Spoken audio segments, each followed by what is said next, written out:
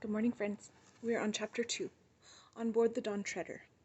"Ah, there you are, Lucy," said Caspian. "We were just waiting for you. This is my captain, the Lord Drinian." A dark-haired man went down on one knee and kissed her hand. The only others present were Reepicheep and Edmund. "Where is Eustace?" asked Lucy. "In bed," said Edmund. "I don't think we can do anything for him. It only makes him worse if you try to be nice to him." "Meanwhile," said Caspian, "we want to talk." "By Jove, we do," said Edmund. "And first, about time. It's a year ago by our time since we left you just before your coronation. How long has it been in Narnia?" "Exactly 3 years," said Caspian. "All going well?" asked Edmund. "You don't suppose I'd have left my kingdom and put to sea unless all was well," answered the king. "It couldn't be better. There's no trouble at all now between Telmarines, dwarves, talking beasts, fauns, and the rest. We gave those troublesome giants on the frontier such a good beating last summer that they pay us tribute now, and I had an excellent person to leave as regent while I'm away, Trumpkin the dwarf. You remember him?" "Dear Trumpkin," said Lucy. "Of course I do." "You couldn't have made a better choice." "Loyal as a badger, ma'am, and valiant as a mouse," said Drinian. He had been going to say as a lion, but had noticed Reepicheep's eyes fixed on him. "And where are we heading for?" asked Edmund. "Well," said Caspian, "it's rather a long story. Perhaps you remember that when I was a child my usurping uncle Miraz got rid of 7 friends of my father's who might have taken my part, by sending them off to explore the unknown eastern seas beyond the Lone Islands." "Yes," said Lucy, "and none of them ever came back." "Right. Well, on my coronation day, with Aslan's approval, I swore an oath that, if once I established peace in Narnia, I would sail east myself for a year and a day, to find my father's friends, or to learn of their deaths, and avenge them if I could. These are their names: the Lord Ravilion, the Lord Byrne, the Lord Argaz, the Lord Mavremorn, the Lord Octessian, the Lord Restamar, and, oh, that other one so hard to remember." "The Lord Roop, sire," said Drinian. "Roop, of course," said Caspian.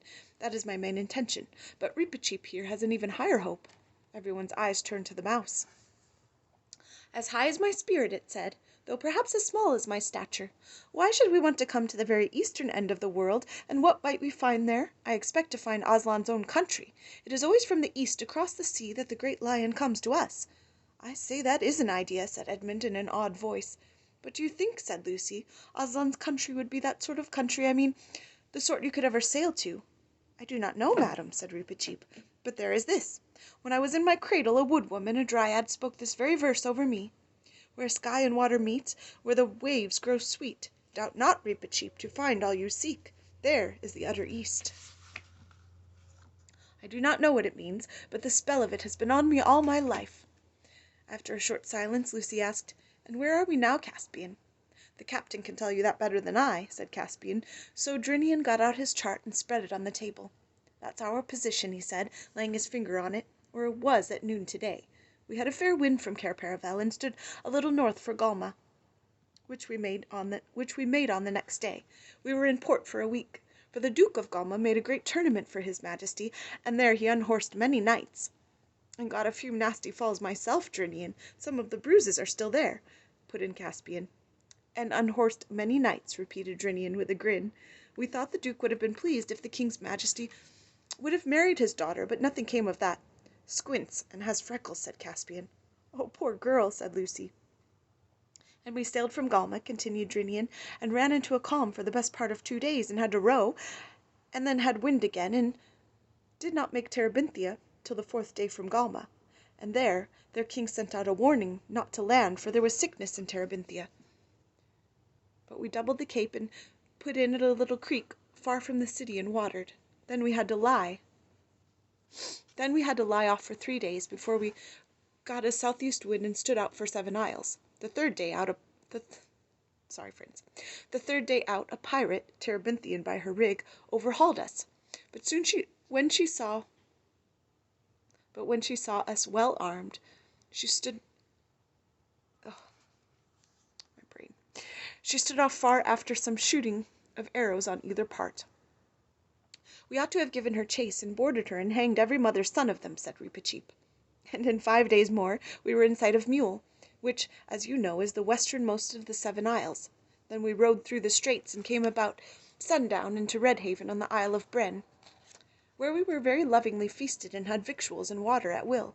We left Redhaven 6 days ago, and have made marvelously good speed, so that I hope to see the Lone Islands the day after tomorrow. The sum is, we are now nearly 30 days at sea, and have sailed more than 400 leagues from Narnia." "And after the Lone Islands?" said Lucy. "No one knows, your Majesty," answered Drinian, "unless the Lone Islanders themselves can tell us." "They couldn't in our days," said Edmund. "Then," said Reepicheep, "it is after the Lone Islands that the adventure really begins." Caspian now suggested that they might like to be shown over the ship before supper. But Lucy's conscience smote her, and she said, "I think I really must go and see Eustace. Seasickness is horrid, you know. If I only had my cordial with me I could cure him." "But you have," said Caspian. "I'd quite forgotten about it. As you left it behind, I thought it might be regarded as one of the royal treasures, so I brought it. If you think it ought to be wasted on a thing like seasickness—" "It'll only take a drop," said Lucy. Caspian opened one of the lockers beneath the bench, and brought out the beautiful little diamond flask which Lucy remembered so well. "Take back your own, Queen," he said. They then left the cabin and went out into the sunshine.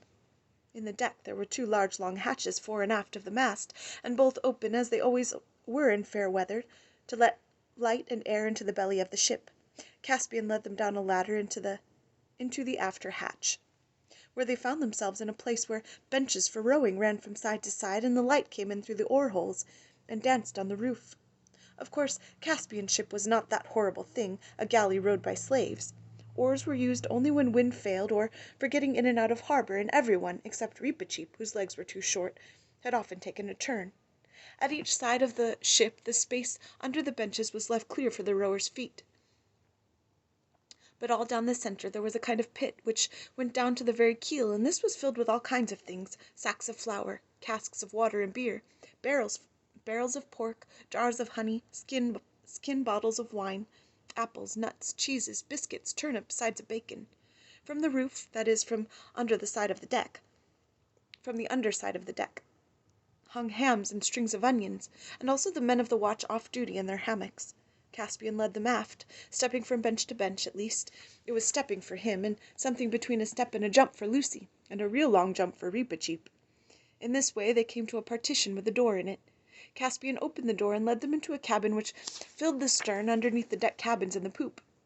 It was, of course, not so nice. It was very low, and the sides sloped together as they went down, so that there was hardly any floor, and though it had windows of thick glass, they were not made to open because they were under water. In fact, at this very moment, as the ship pitched, they were alternately golden with sunlight and dim green with sea. "You and I must lodge here, Edmund," said Caspian. "We'll leave your kinsmen the bunk, and sling hammocks for yourselves." "I beseech your Majesty," said Drinian. "No, no, shipmate," said Caspian. We have argued all that out already. You and Rince was the mate, are sailing the ship, and will have cares and labours many a night when we are singing catches or telling stories, so you and he must have the port cabin above. King Edmund and I can lie very snug here below. But how is the stranger?" Eustace, very green in the face, scowled and asked whether there was any sign of the storm getting less. But Caspian said, "What storm?" and Drinian burst out laughing. "Storm, young master!" he roared. "This is as fair weather as a man could ask for." "Who's that?" said Eustace irritably. "Send him away. His voice goes through my head." "I've brought you something that will make you feel better, Eustace," said Lucy. "Oh, go away and leave me alone," growled Eustace. But he took a drop from her flask, and though he said it was beastly stuff, the smell in the cabin, when she opened it, was delicious. It is certain that his face came the right colour a few moments after he had swallowed it, and he must have felt better, because, instead of wailing about the storm at his head, he began demanding to be put ashore, and said that at the first port he would lodge a disposition against them all with the British consul. But when Reepicheep asked what a disposition was and how you lodged it, Reepicheep thought it was some new way of arranging a single combat. Eustace could only reply, "Fancy not knowing that." In the end they succeeded in convincing Eustace that they were already sailing as fast as they could toward the nearest land they knew, and that they had no power of sending him back to Cambridge, which was where Uncle Harold lived, no more power of sending him back to Cambridge, which was where Uncle Harold lived, than of sending him to the moon. After that he sulkily agreed to put on the fresh clothes which had been put out for him, and came on deck. Caspian now showed them over the ship, though indeed they had seen most of it already. They went up on the forecastle, and saw the lookout man standing on a little shelf inside the Gilded Dragon's neck, and peering through its open mouth. Inside the forecastle was the galley, or ship's kitchen, and quarters for such people as the boatswain, the carpenter, and the cook, and the master archer. If you think it odd to have the galley in the bows, and imagine the smoke from its chimney streaming back over the ship, that is because you are thinking of steamships, where there is always a headwind.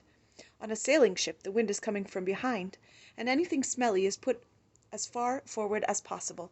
They were taken up to the fighting top, and at first it was rather alarming to rock to and fro there and see the deck looking small and far away beneath.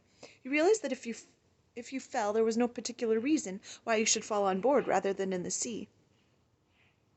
Then they were taken to the poop, where Rince was on duty with another man at the great tiller, and behind that the dragon's tail rose up, covered with gilding, and round inside it ran a little bench.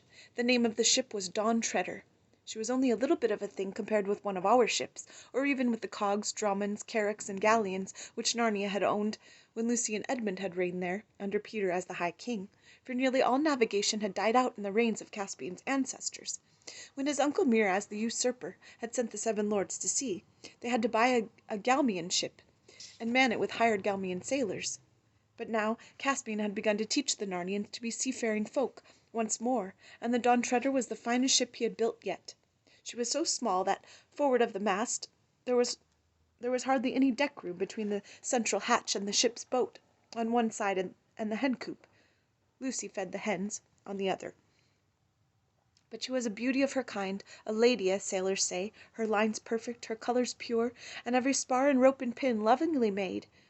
Eustace, of course, would be pleased with nothing, and kept on boasting about liners and motor-boats and aeroplanes and submarines. As if he knew anything about them, muttered Edmund. But the other 2 were delighted with the Dawn Treader, and when they returned aft to the cabin and supper, and saw the whole western sky lit up with an immense crimson sunset, and felt the quiver of the ship, and tasted the salt on their lips, and thought of